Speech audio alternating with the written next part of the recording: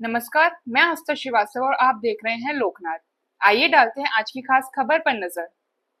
मध्य प्रदेश के पंचायत एवं ग्रामीण विकास मंत्री प्रहलाद पटेल ने कुआले दौरे के दौरान लव जिहाद को एक रोग बताया है और कहा है कि सरकार इसे जड़ से खत्म करने के लिए सख्त कदम उठाएगी।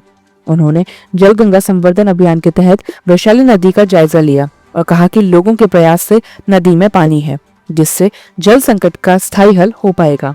मंत्री ने रानी दुर्गावती यूनिवर्सिटी के पेपर में रानी दुर्गावती की समाधि को मकबरा बताए जाने के सवाल पर कहा कि अगर ऐसा सवाल पूछा गया है तो प्रश्न पत्र बनाने वाले के खिलाफ सख्त कार्रवाई होगी।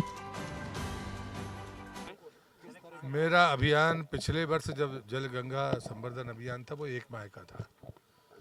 तो सरकारी योजनाएं तो हैं, खेत तालाब हैं, अमृत सरोवर हैं, पुराने कुएं बावड़ी, इनकी स्वच्छता सफाई है, नदी का कोई किनारा है तो उसको या कोई भी जल स्रोत उसको स्वच्छ बनाना, संवर्धित करना, संरक्षित करना, ये जल गंगा संवर्धन अभियान का उद्देश्य है।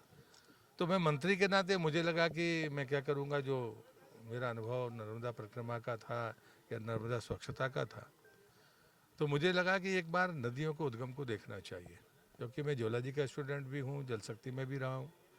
हमारी जो नदियां हैं मध्य प्रदेश की, सबसे ज़्यादा उद्गम हमारे पास है देश में। हम बहुत समृद्ध हैं पानी में, लेकिन जो गिरावट तेज़ी से आ रही है वो भी हम सबको दिख रही है। हमारी बड़ी नदियों का जल स्तर, शहरों का जल स्तर गिर रहा है, ये साफ दिखता है।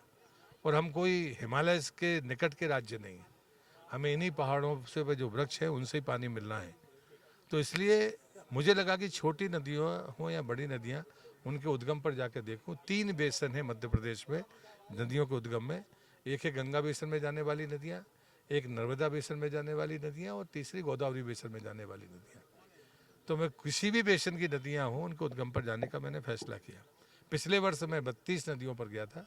इस बार मुख्यमंत्री जी ने 3 महीने का रखा है गंगा जल संवर्धन अभियान।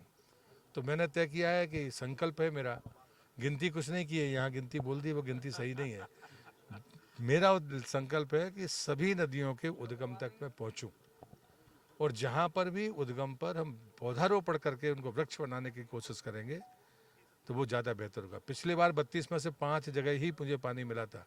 इस बार के चरण में एक फ़ायदा ज़रूर है कि अभी तक सब जगह पानी मिला है, स्रोत है, तो ये खुशी की बात है। और अभी मैं यहाँ देख रहा हूँ, एक मुन्ना लाल जी और उनकी पूरी टीम ने एक बहुत रचनात्मक काम किया है। मैं हृदय से उनको बधाई देता हूँ और ईश्वर से प्रार्थना करता हूँ कि उनको वो सामर्थ्य बनी रहे और वो इस काम में सतत लगे रहे।